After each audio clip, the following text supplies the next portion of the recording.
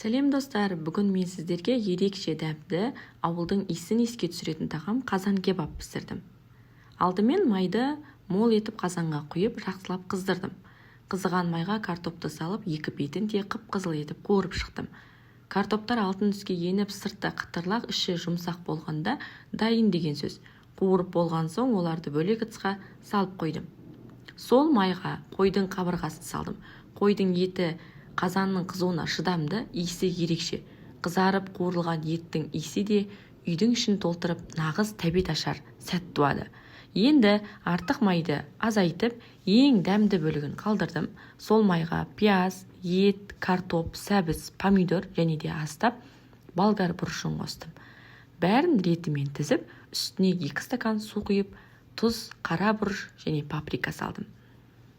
Қақпағын жауып, баяу отта 1,5 сағаттай бұқтырып қойдым.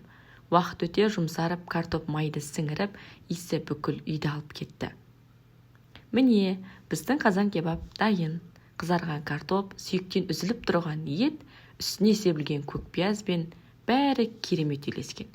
Осындай тағамды отбасыңмен бірге отырып, шаймен, жаңа піскен нанмен жегенге не жетсін. Қазан кебап жай ғана ас емес, қазақтың дастарханындағы мейірім мен береке.